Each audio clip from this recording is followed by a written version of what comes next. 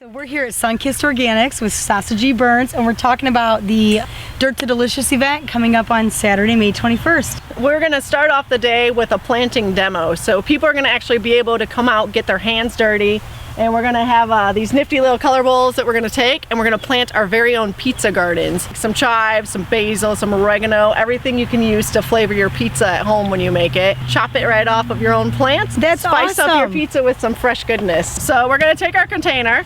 You know, we have 10-inch color bowls is what we're using. You know, we're gonna put our soil in there. Everything is gonna be free and provided, and then you're taking it home. So, you know, don't leave them with me, by golly. Okay, so you got your soil in there.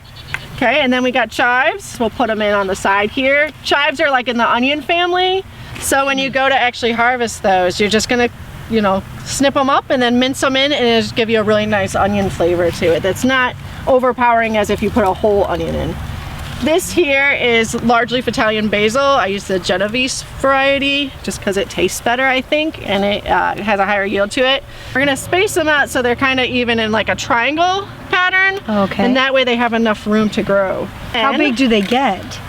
Oh, they'll fill this pot by the end of the summer. They will, wow. Yeah, and in here, okay, so then this is oregano, but in here, so the basil is the only one that's an annual.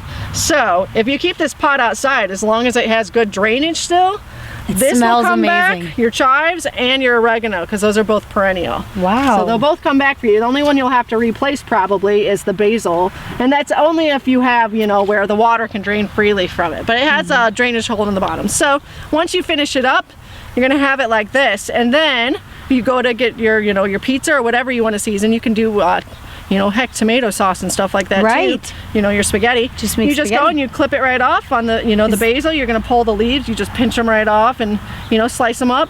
Same thing with the oregano. And yeah. So we can use this all season. All season long. I love it. The whole thing will be full, you know, by the end of summer. Yum, now I'm hungry.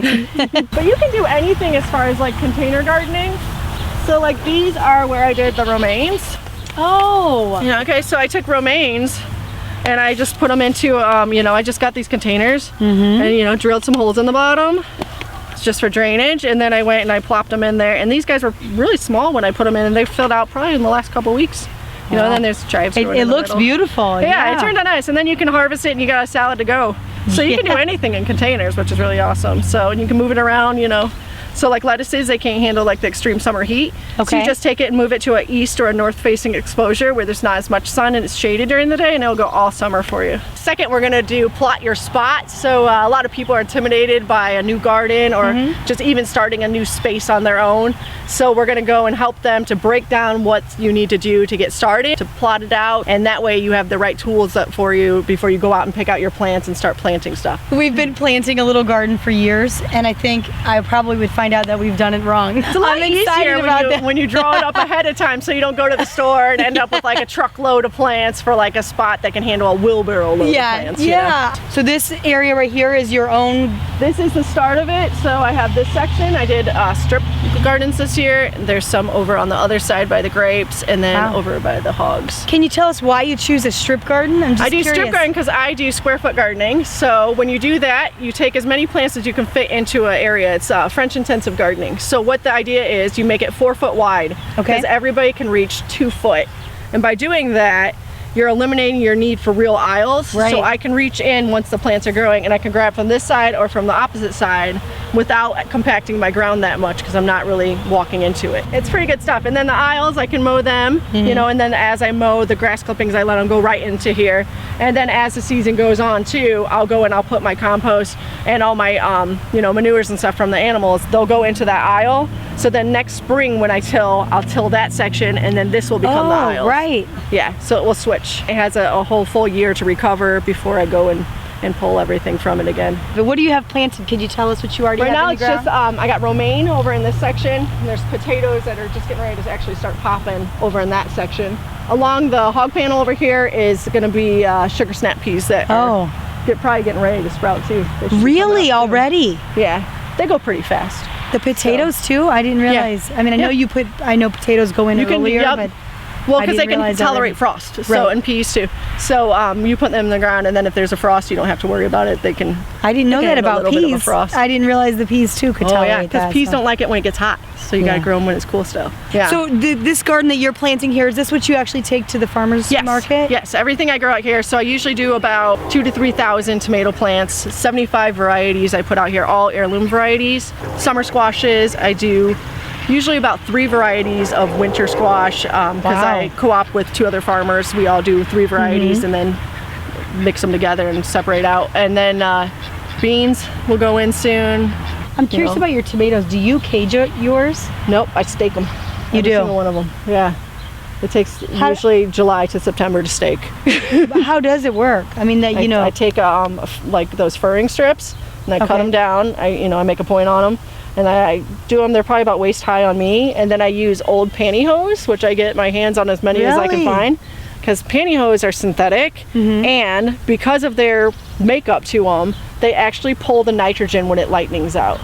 So Really? lightning puts off nitrogen that sits in the air. Yeah. And because of pantyhose, whatever the deal is with them, it actually attracts it in and holds it close to the tomato plants, and that's why your tomato plants look How in awesome the world did after- you discover that? I talked to a lot of old people, so My goodness, that's you know, crazy. they're full of wisdom. It's very Yeah. exciting. You know, I love cornering some old gardeners. Mm-hmm. And I think they do have an amazing taste compared to Yeah. your grocery store tomatoes. Yeah, absolutely. I have love some that I tomato grow. They have sandwich. peach fuzz to them. They're cool. The coolest thing ever. I have Really? striped. I have white. I have black. I got solid green ones. I have green zebra, which is a green with yellow striping that has like a tangy taste to it. There's pineapple that has a citrus aftertaste to it. And then there's your standard Rutgers, which is a perfect canning tomato, all purpose. I can go Yeah. and easily pick, just have a 10-foot row of them and have enough to do, a whole kitchen worth of canning just Wow. off of those guys. And the third session we're doing a third session, and that's just on how to keep your plants healthy and thriving in the garden too. And we're going to do a lot of question and answer there and help actually fantastic. answer people's real garden problems. So this is yarrow growing here, and it's actually like kind of made itself, a wild crop here. You actually take the leaves to this and you'll mix them right in with your compost. It'll just kind of like quick start your compost pile to where everything will break down really fast for you. Is that specific to yarrow, or Yeah. is that any kind of leaves? Yarrow and tansy. So it'll bloom, and then I'll rip it out and throw it in the compost pile.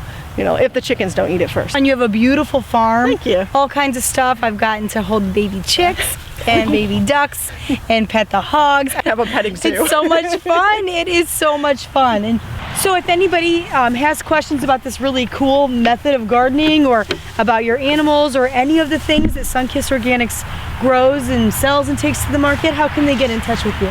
They can either give me a call, it's 219-363-5176, or I have a Facebook page under Sunkissed Organics, and they can track me down there or at the farmer's market. So Okay. Which is, we it's just in actually LaPorte, spoke with... and it's 8 to 1 on Saturdays, corner of Monroe. Monroe and Lincoln Way.